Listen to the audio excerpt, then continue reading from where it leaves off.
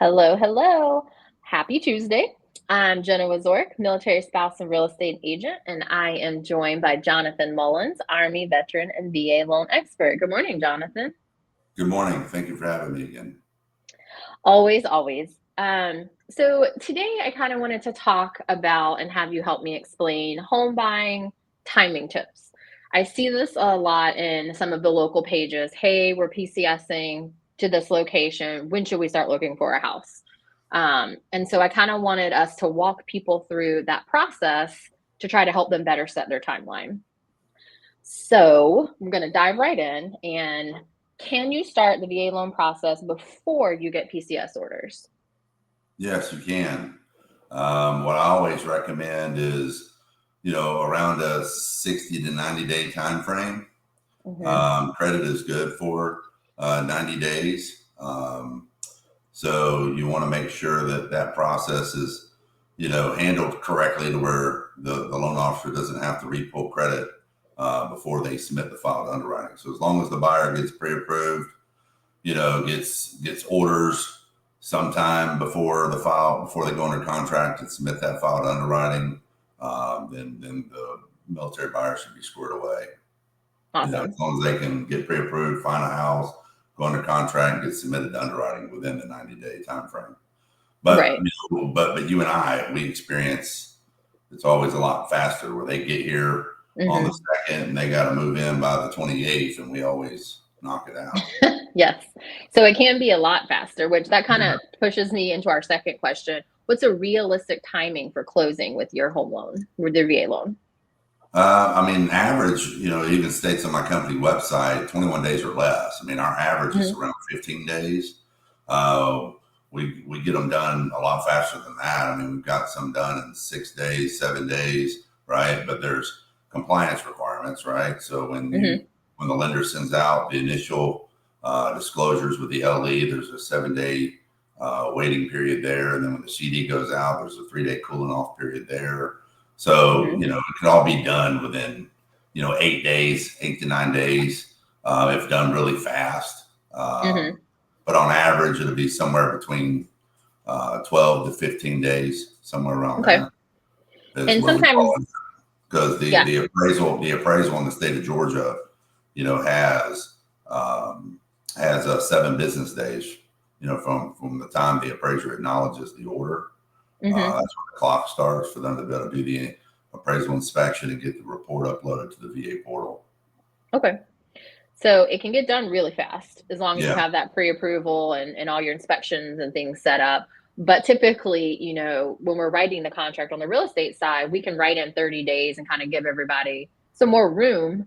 yeah, So they're not in such a rush, which would help with your timeline if you yeah, need to push it out a little bit. Like, we need to close at the end of this month because we're not coming until this month, which we'll get into later.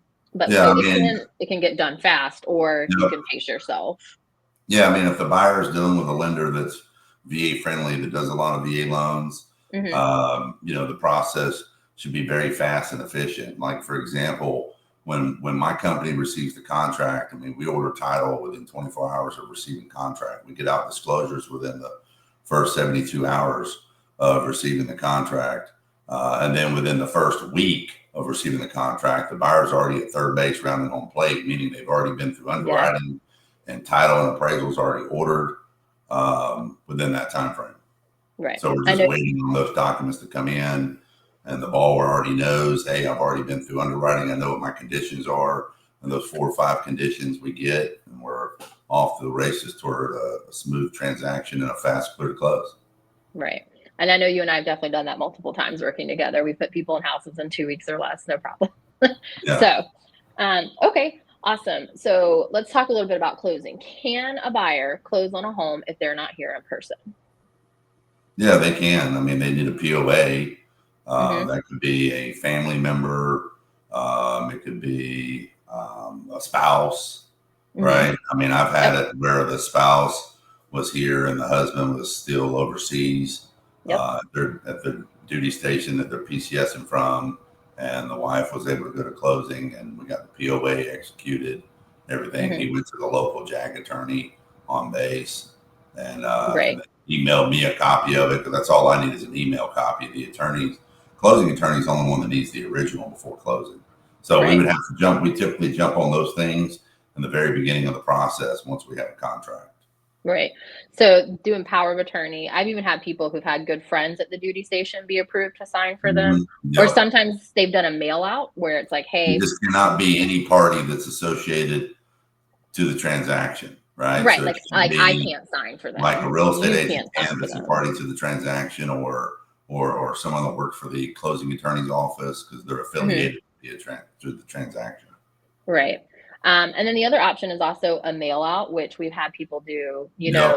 They're coming from Colorado. They're just not going to be here to Yep. sell. So same flow. All the documents go to them. They can go to JAG, have it Mhm. notarized, send it Yep. back. So that definitely helps with their timeline a little bit. If they want Mhm. to say they come in for a weekend to house hunt, they go under contract and then they sign there, and then they can slowly just PCS here, and their house is already Correct. ready for them. Yep. We've So done that many times. That can work too. yeah. It's really at the end of the day, it boils down to the military buyer having a solid team that knows how to help them transition to make that PCS smooth to where they can Hmm. buy a house and limit the stress. That's where you and we take the burden of really honing in on that process to make sure the military consumer has a very smooth transition. Right. And it definitely helps. So whether they're, just not going to be here in time, like say they are stateside, but they're just not going to come back in person because they can't, maybe they don't want to buy plane tickets twice, or they're Oconus, we can definitely get them closed on a home. Yep. Um, so after they close on the home using their VA loan, what's the time frame they need to get here? Aren't there some guidelines around that for a VA loan? Yeah, When do they occupy? the VA guideline, the typical rule is the veteran needs to occupy, or the military member needs to occupy the property within 60 days after Okay. closing. So So plenty of time. there are some exceptions to that, but that's the typical rule is 60 days after closing. Right. So that's nice. So that definitely lets them close, slowly get their stuff here, especially if they're coming from far. They have 60 days to get into the home for the most part. So, okay. Once they close and they move in, and we're going to connect all these dots at the end, when does their mortgage payment start?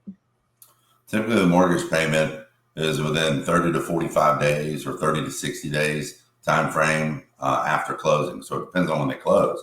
If they Hmm. close, for example, April 1, then their first payment is going to be due June 1, right? Hmm. So they'll collect a full months of prepaid interest, and then that mortgage payment will start June 1.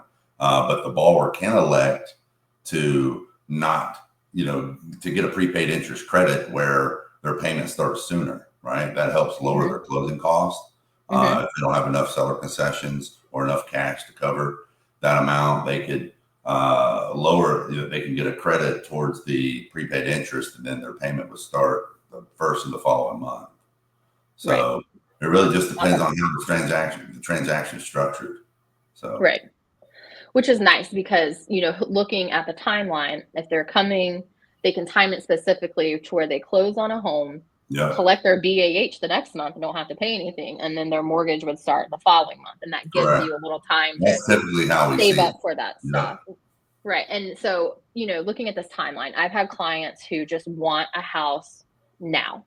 And they know that they want to close on one sooner just to make sure that they have that house now, that alleviates stress for them. And then I've had clients that want to time it to where, they close right when they're moving here and they're not so worried about having that house the month before. They'll take it the month of them moving here because they want to make sure that they're getting their payment, like leveraging their BAH. So, if you are coming in the summer and you're looking in that March and May timeframe, so let's say you get pre-approved and you're house hunting in April this month, close on a home in May, your mortgage skips June and your payment starts in July. So if you're PCSing in for this area in July, that's awesome. Mhm. Um, and then, kind of looking at if you're going to get pre approved in May, you know, close in June, skip July, it starts in August. So kind of timing it out like that. So what I normally tell clients, depending on when they're coming, if you're coming in the summer, March through May, depending on what month you're hitting here, that's your time frame to house hunt. You can go ahead and get pre-approved. If you're coming in the fall, June through August, you need to go ahead and be house hunting. I'm working on that, and we can time it to where you want to get here. If you're Mhm. coming at the end of the year, I would say probably getting pre-approved in that time frame of like Beginning of October. August, yeah, yeah, like October, Yeah, I mean, November, so it's that good you're to start closing talking to the December, loan officer January. sometime, in September, then get pre-approved beginning of October, and then they can jump on it, and then they'll be able to Right, find a house. Because sometimes finding a house, every family's different. They find a house right away within a mhm, week or two of being pre-approved, and some take 3 to 4 or 5 or 6 weeks, depending on right, what they're looking for, what right. market. So And if they wanna come in person versus virtual house hunting, but, so looking at that timeline of really working with your lender and your real estate agent on what day, like, what month do I wanna close, and then backing it up from there. So, the 60 to 90-day rule is, perfect for loans and house hunting, and we can really get it accomplished as fast as we need to, or we can make sure we time it out to where you close if you need to go slower and make sure that you're getting that extra BAH. So correct. that's kind of the timeline. So we are in summer PCS season right now. March through May, people are house hunting. We're seeing houses go very fast, and it's a great time to get pre-approved or start talking to your loan officer if you are coming here in the summer. So that would be my advice to people is that if you know you're coming here in the summer, go ahead and reach out, talk to me if I'm your agent, talk to Jonathan, and let's get your timeline set based on when you're going to arrive here so that we can really leverage that for you. Yep, absolutely. Awesome. Okay. Well, that's some good chit chatting on timeline. And Yep. I know you and I will be back next week. We're going to talk about some other things, diving in just on some common questions we get, like earnest money, closing costs, that kind of stuff. But thank you so much for joining us today, Jonathan. Yep. Thank you for having me. All right. Bye. Bye bye.